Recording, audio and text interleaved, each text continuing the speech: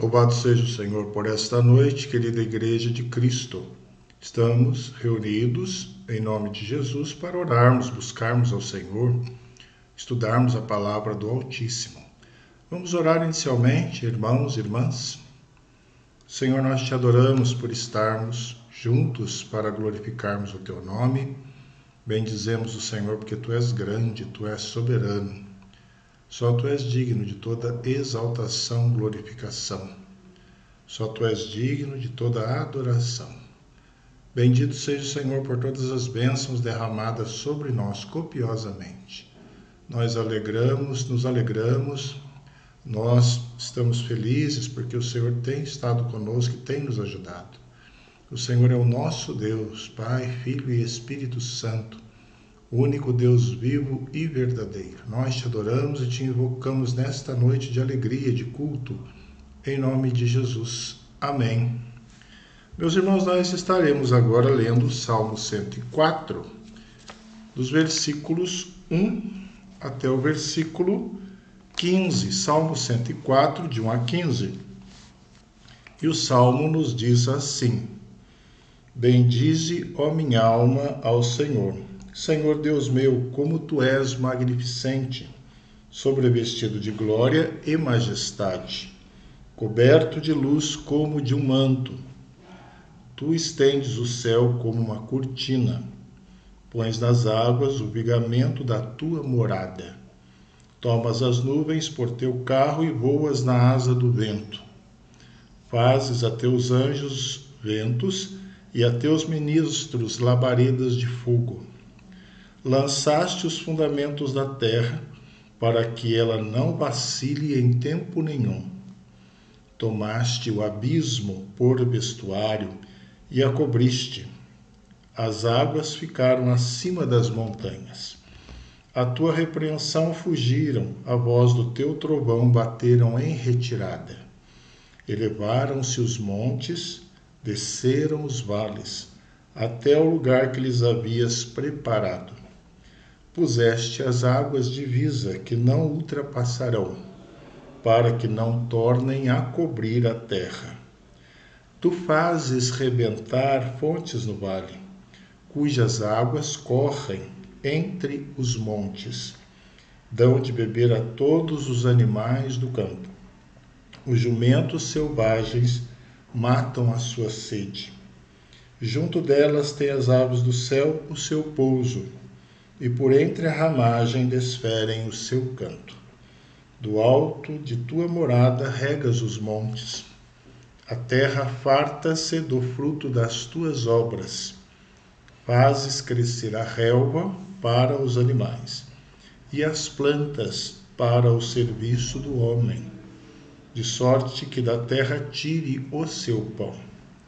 O vinho que alegra o coração do homem, o azeite que lhe dá brilho ao rosto e o alimento que lhe sustém as forças. Até o versículo 15, louvor ao Deus Criador, esse Deus que também criou e pensou na nossa salvação, no resgate na cruz, na maravilhosa obra de Cristo. Então nós iremos interceder agora, irmãos, clamando ao Senhor que perdoe os nossos pecados. O Deus Criador também é Deus perdoador. Deus que lava, que purifica, através da obra do Espírito de Cristo na cruz. Iremos também interceder, agradecer a Deus pelas bênçãos da salvação, do perdão e tantas outras bênçãos que Deus tem nos concedido. Bênçãos maravilhosas, irmãos, o pão de cada dia, o trabalho, a vida. Também os irmãos enfermos entregaremos no altar do Senhor. Os desempregados, aqueles que carecem de uma graça especial do Deus Todo-Poderoso. Bênçãos das famílias. Quantas famílias carentes da restauração do Senhor. Quantas vidas precisando da restituição de Deus. Deus é Deus que restitui. Interceda agora, ore silenciosamente por essas necessidades, pelos missionários que estão nas tribos, povos, trabalhando, pregando suas famílias, suas vidas, para que Deus os sustente. Ore pela sua igreja, pelo pastor da sua igreja, por aqueles que estão à frente. Oremos.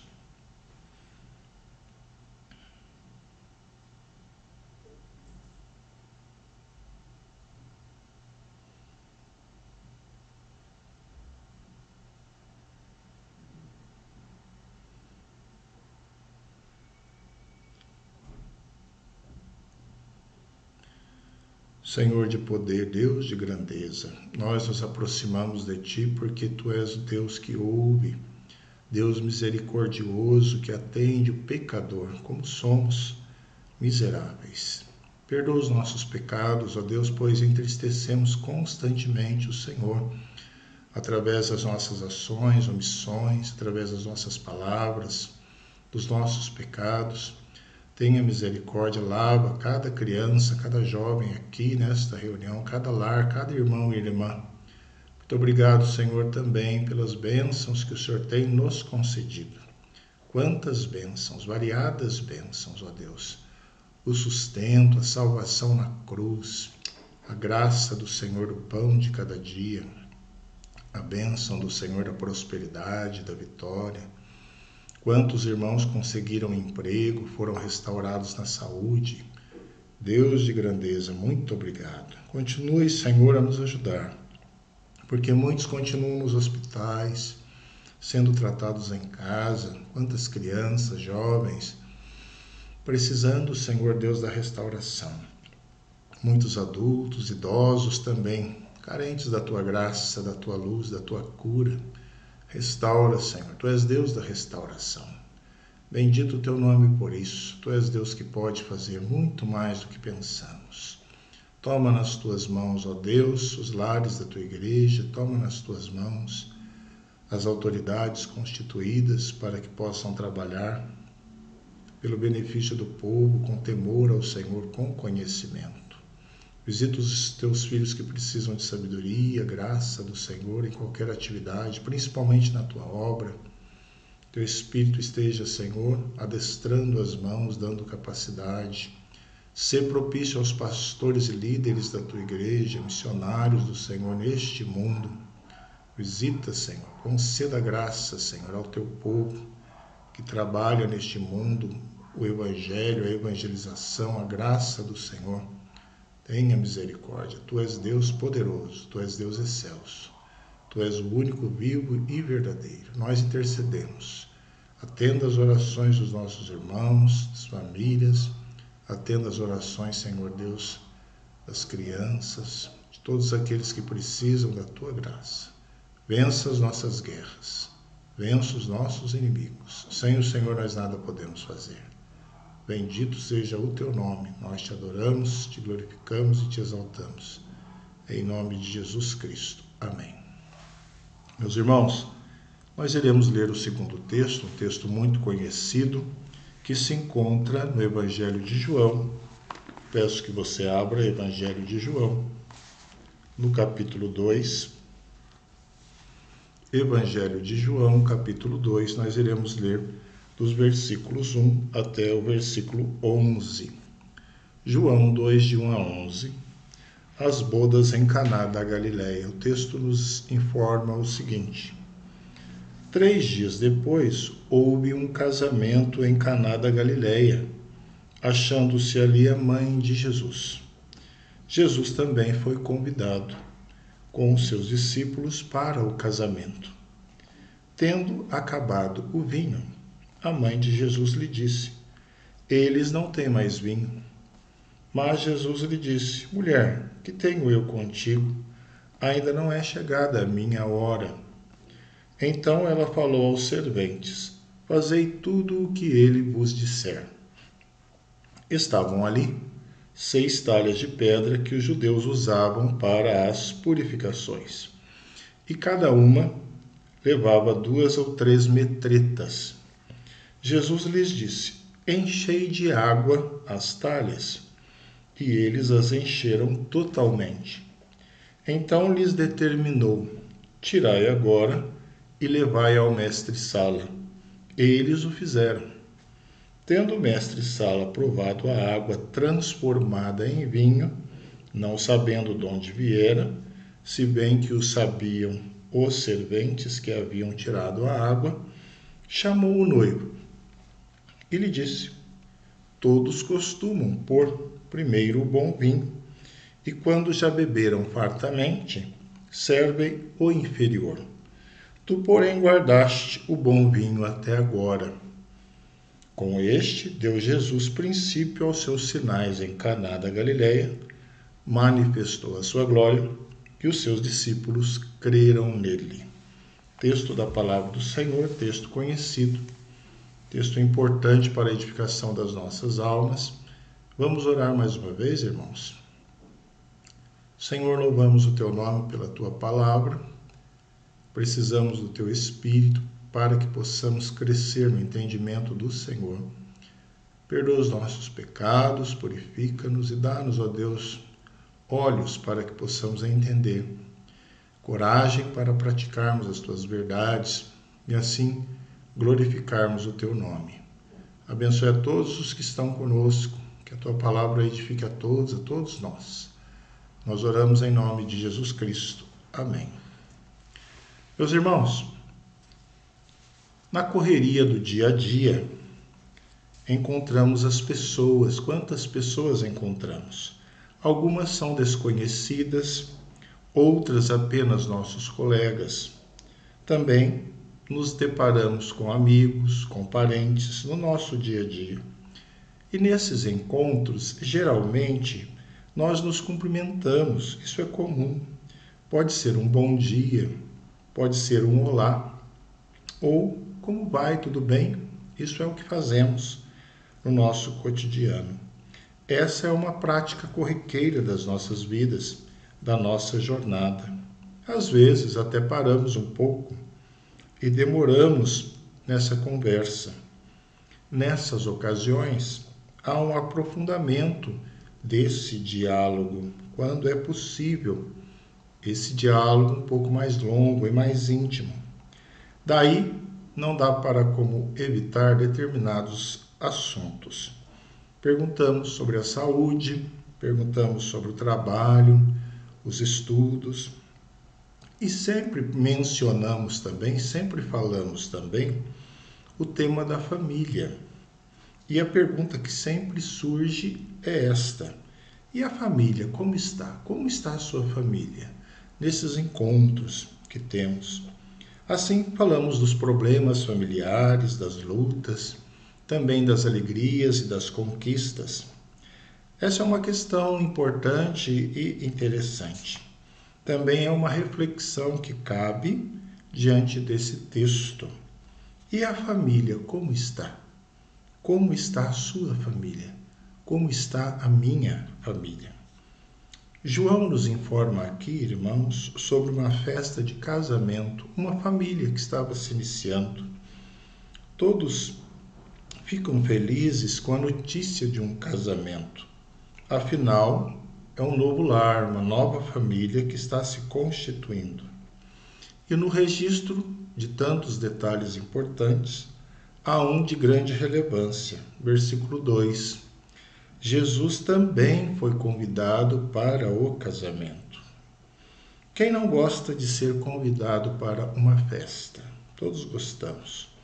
Quando isto acontece, nós nos sentimos valorizados. Nos preparamos, nos arrumamos e vamos festejar aquela união. Não são dados maiores detalhes sobre essa família no texto lido, mas são revelados alguns aspectos fundamentais, pelos quais concluímos que foi um lar privilegiado. E assim a pergunta volta: como está a sua família? Como está a minha família? E o tema de hoje para a nossa breve meditação é esse: vantagens da presença de Jesus na família. E uma primeira vantagem da presença de Jesus na família é esta: o povo de Deus caminha junto.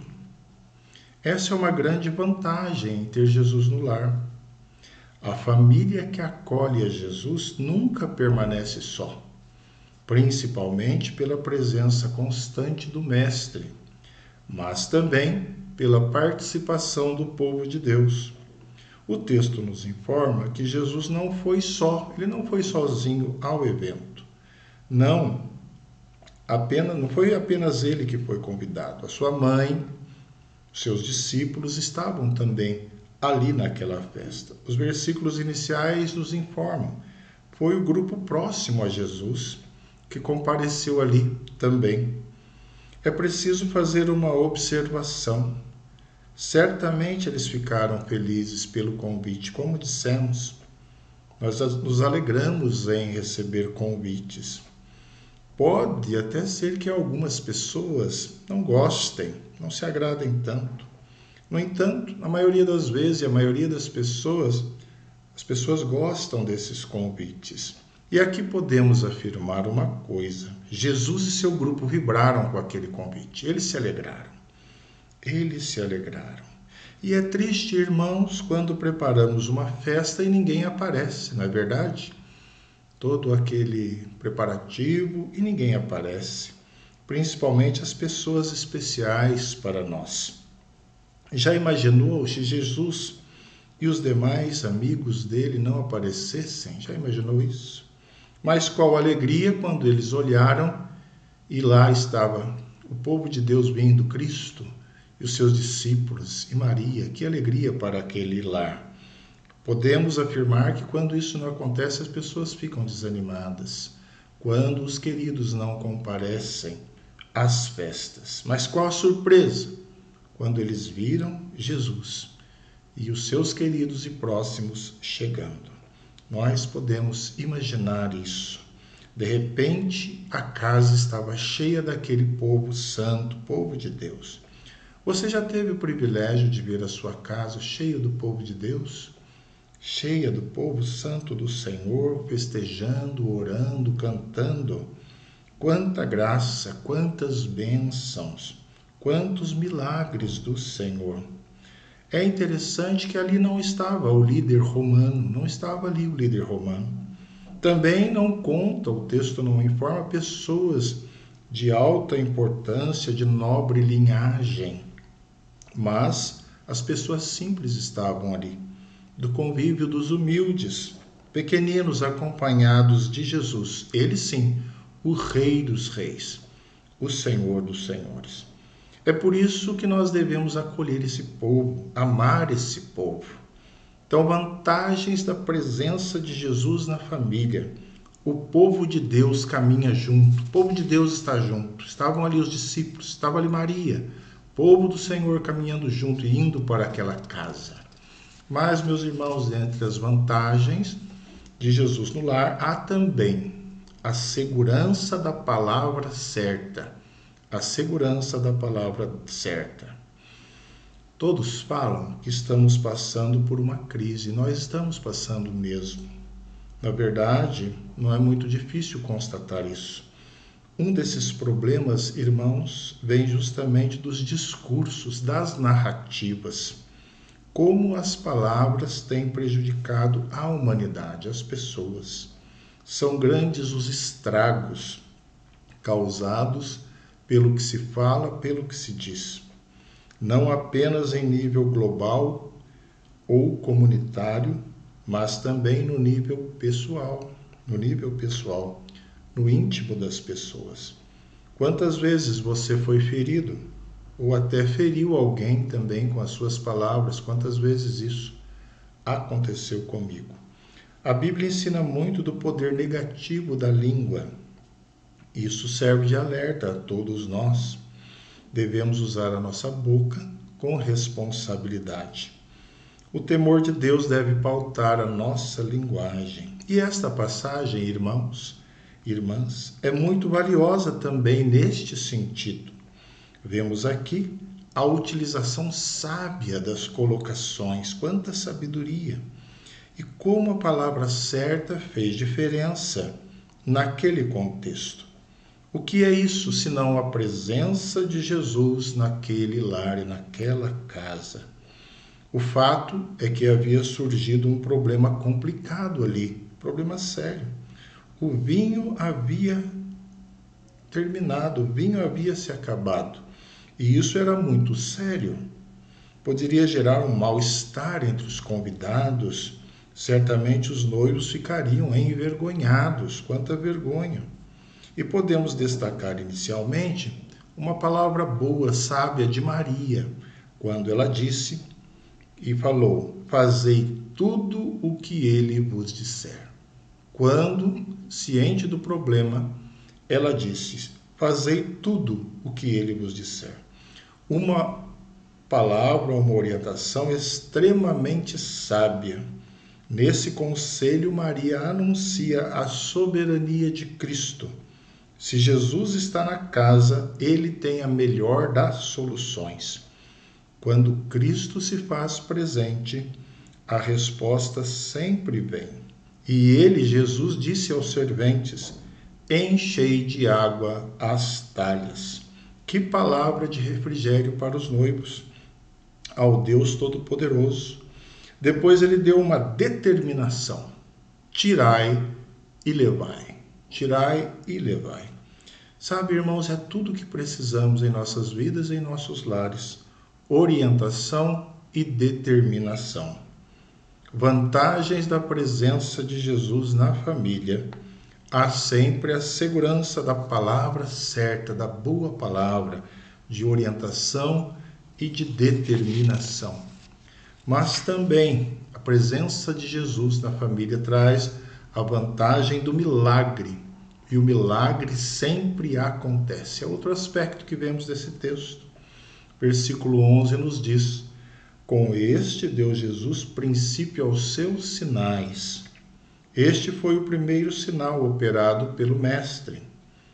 Ele foi mais que apenas, e ali foi mais que apenas uma mutação química, foi muito mais do que apenas uma transformação química da água em vinho. Significou, irmãos, a transformação de uma velha ordem religiosa. As talhas de pedra eram usadas para as purificações dos judeus, uma tradição daquele povo em lavar as mãos e os pés constantemente.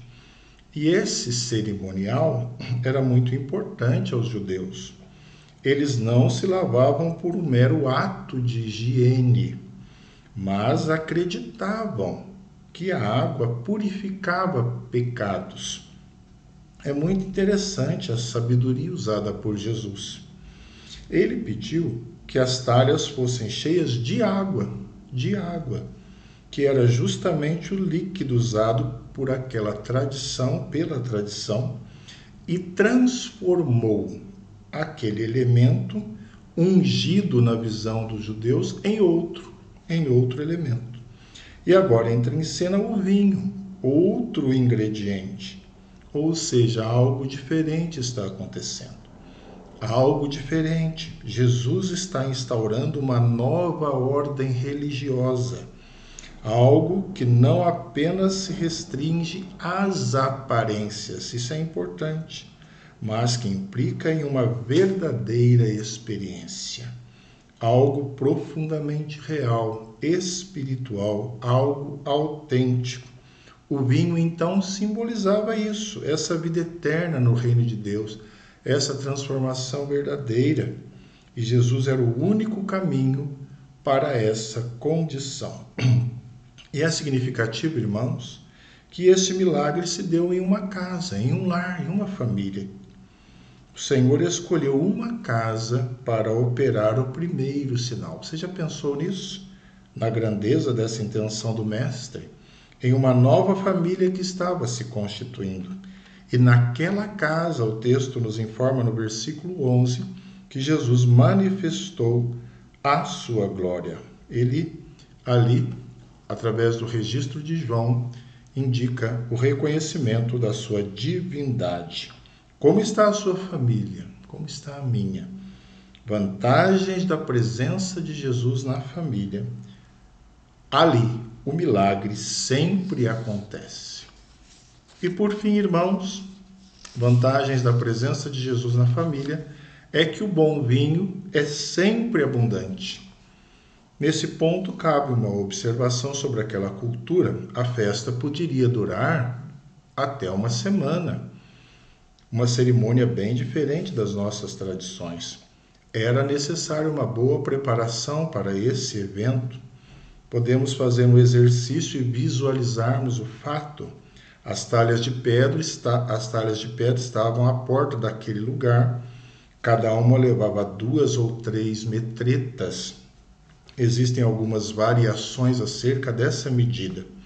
Para alguns estudiosos, de 50 a 75 litros. para outros de 80 a 100 litros. Se considerarmos uma média de 70 litros, teremos 420 litros. Alguns colocam uma média de 500 litros em todas aquelas talhas. Veja a quantidade, irmãos. Isso porque eles as encheram totalmente. Poderíamos parar aí, esta meditação. Já seria bom, já seria surpreendente diante dessa realidade quantitativa do milagre. Mas o ato de Jesus não parou por aí e foi muito além. Precisamos pensar, queridos, no aspecto qualitativo do sinal. Quantitativo e também qualitativo. As bênçãos de Deus são sempre em quantidade e também em qualidade. Jesus disse: tirai agora e levai ao mestre-sala. Ele era o supervisor de todo o suprimento da festa. Esse profissional chamado mestre-sala era o dirigente da festa, o chamado governador da festa, aquele que cuidava dela.